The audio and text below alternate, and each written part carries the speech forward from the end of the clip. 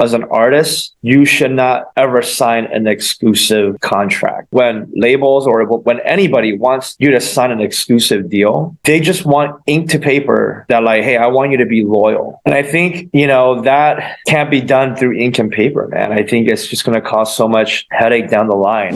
We are back again for another Artist Map and Faculty of Electronic Music YouTube video series. Got myself, Gia, here from 6 a.m., got Gino, aka Atrox, from Faculty of Electronic Music, dope artist as well. And we got Kevin Ching, aka SVS, Artist Map Community Manager, 6 a.m. Content Director. Today, we actually have a very, very good topic. It stemmed from a heated conversation that we just had. And I think a lot of artists, especially new artists, when they get signed to labels, when they get signed to residencies at a club or venue, or when they sign with agents and management, they have a lot of questions of like, well, should I sign this deal if this person or this group is putting an exclusivity clause? And what exclusivity means is that if you join my team, my label, my club, you're no longer able to sign with other labels, join other groups, and kind of, to your freedom to really be an artist. And I really want to talk about when is appropriate to consider exclusivity and when it's not. You know what? Here's the thing. I think it comes down to who you are as a person. Like, where's your loyalty? Because I think nobody should sign, or at least in this industry, in this age and time right now, with how everything is, as an artist, you should not ever sign an exclusive contract. And what I mean by that is this, okay? With labels and venues, it's obvious.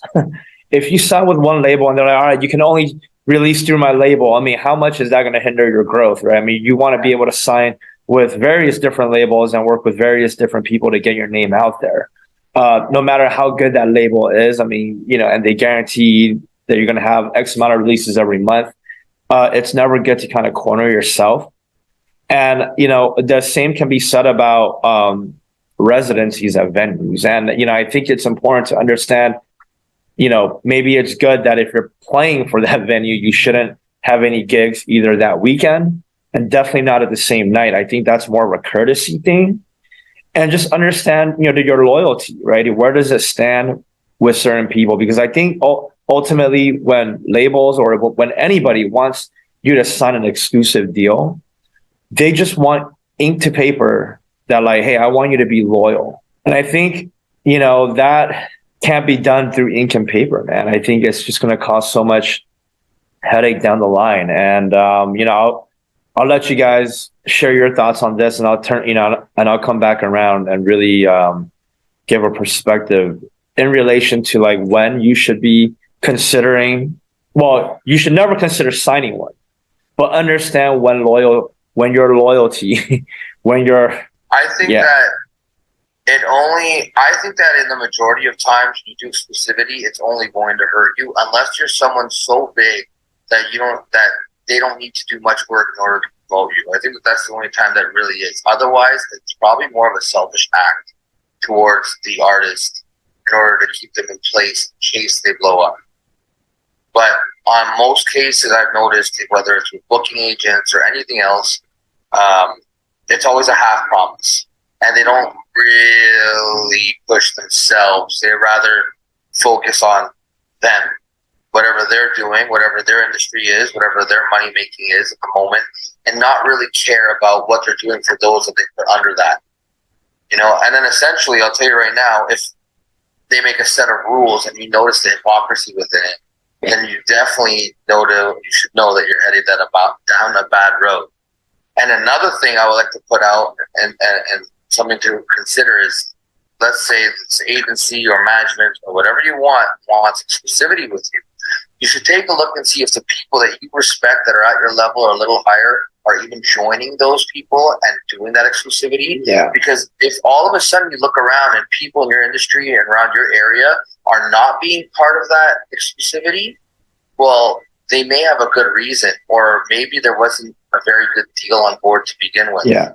A lot of these people, how they like to fish you in is they like to sell you this little dream, because they know you're not thinking outside the box. You're not thinking about the bigger picture. And by doing so, they wheel you in on these contracts, or these verbal contracts or whatnot, to make you think, but it just puts you in place and it actually hinders your progress. Yep.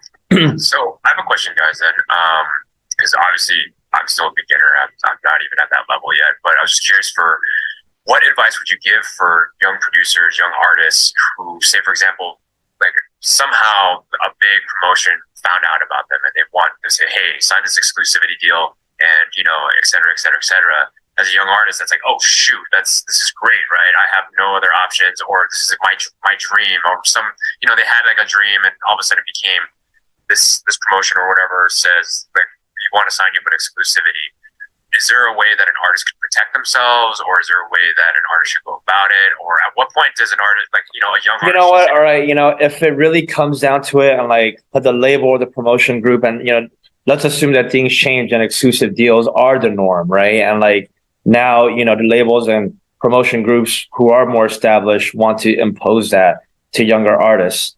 You know, I think the artists, you know, I think what Gino just said is true, right? See who else is on the roster and reach out to them, talk to them and see what their experience is like, right? Now, if they sign a contract to say that, well, you can't even talk about it, then that's another red flag. Well, I can't talk about it. Like, whoa, you know?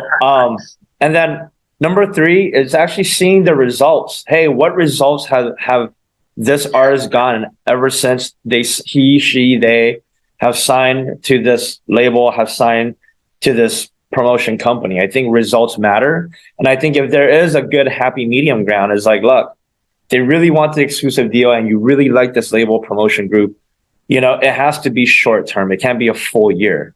And it has to be tied towards results, right? How you break the contract? Well, if we're not seeing these results that you're kind of giving me up front, why am I giving you a guaranteed thing, right? My availability, my exclusivity, when, you know, I need the other. It's a two-way street, right? You need to be able to see the results, at least within a reasonable time frame. I think a reasonable time frame is 90 days. 90 to 100 days, you change yourself, right? So if a management company label is really doing the work for you, within 90 days, within all their connections and all their experience, they should be able to deliver some results. And if they can't, it's over. And look, it happens a lot. It has happened before a lot to, you know, an artist that we all know, me and you, Gino, that have signed exclusive contracts to a booking agency. And the booking agency didn't get him a single gig at all that 1 year. But then, I know a lot of artists have gone through that. A lot. Right. So like, Coach Seb, you do a great job. I love you. Yeah. Right. But hey, look, I'm here to share this as a talent buyer. We, you know, as an events company, talent buyer, we go through our rounds with agents, and ever so often we get updates either by the artists themselves or the agent saying, hey, we no longer work with this artist, or we no longer work with this agent. It always seems a little bit disruptive. You know, it doesn't seem like it's following a calendar date, right? And I think what people need to understand that even at the highest level, even at the booking agency level, there is no exclusivity, because if you look at, we'll use Charlotte DeWitt as an example, right? She started off with one agency and then moved on to a big agency. And, you know, based on how it was announced internally, it seemed a little bit, hey, well, we're just going to move over to this agency because they're able to deliver better, bigger results than the smaller agency. Or I'm sure it's in a clause that like, hey, you know, we'll only work with you under a contract, but then we can break the contract anytime. Like there is no, like, you know, I'm sure there's some sort of clause that has to happen.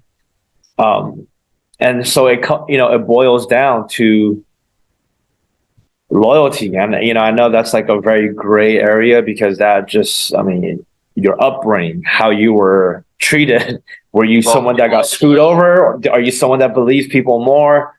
You know, I think it comes down ultimately to principle number 1 of the electronic music industry is to be good, do good, right? Don't intentionally fuck people over. And this goes for both the label owners, the club owners, the promoters, the agents and the managers, and as well as the artists, right? Because both can fuck each other.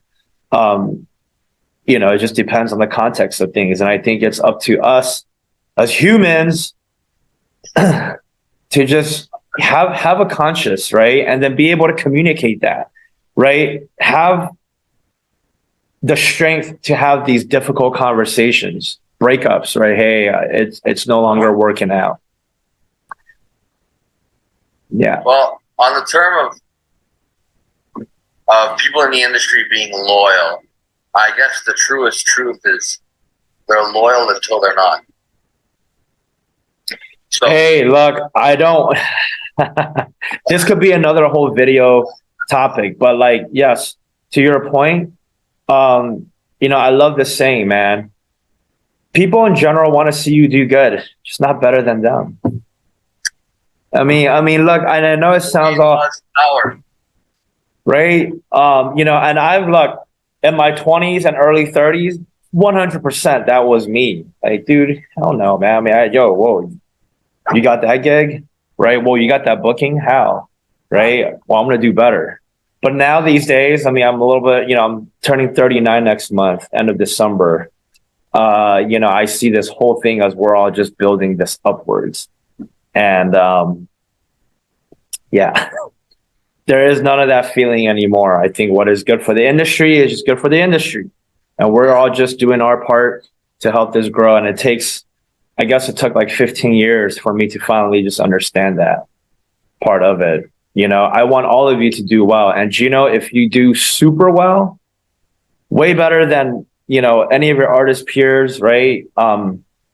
They should be happy for you, because what happens then is if they're always on your good side and they generally go, Gino, can you help me out, please? I have the music. It's good. I just can't, dude. That's how you should start seeing other people's success. Yeah. Is that like, it's not to say that you should maliciously leverage, but like, dude, if you're always rooting him on, cheering him on, supporting you, all that, and then you blow up, right? Hopefully, Gino, you're loyal, right? And that you understand that who was there for you when nobody was there, and that now you have the opportunity to help others. Again, it's a gray area that I think we could segue into a whole different topic into, because there's a lot of heartbreak stories, right? Where like the art, where the management or the agency really helped this artist out, and this artist blew up, and then it's like, all right, peace out, small agency, hello, big agency. And it's not like they continue that relationship. It's like, no, it's been cut off. Like, and it happens a lot in the startup world, right? You have angel investors, you have your close investors, but then once it becomes a public stock market, you have your boards, you have other interests. I mean, dude, the original people that built with you, they're gone. That's a little bit more cutthroat. I've been watching a lot of startup docuseries, but it's no different in the artist world, man. And so, I think we can only control who we are as people, and just know, hey, look, don't be an asshole. Yeah. Yeah. Rule number one. Yeah.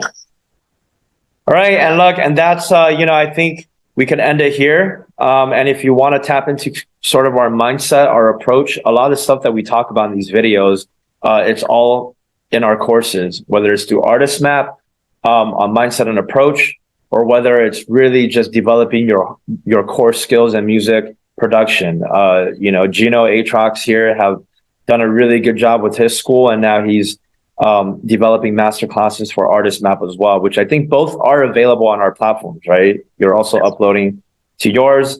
And now look, what is normally a competition, right? Hey, he has a school, I'm gonna knock his down. Like, no, it's like, dude, we see the greater good in kind of what we're doing. We're in our own journey, and we're partnering up to really bring more value to you. And I think time management, communication is going to be another big focal point that we're going to talk about, how to really maximize your journey and approach. So be sure to check out the links below. Enroll if you can. Check us out on social media. DM us. We're real human beings. They will reply. We'll be there to support. And hopefully you'll subscribe and share this. All right. I am Gia from 6 a.m. Artist Map. Got Gino Atrox, aka from Faculty of Electronic Music. And we have Kevin Ching, SVS, best community manager ever, bro. Thank you. Right on. And hey, look, you're almost there on your first release, and we can't wait to share that with the world. All right. Yeah. Yes. Okay. All right. Thank you guys.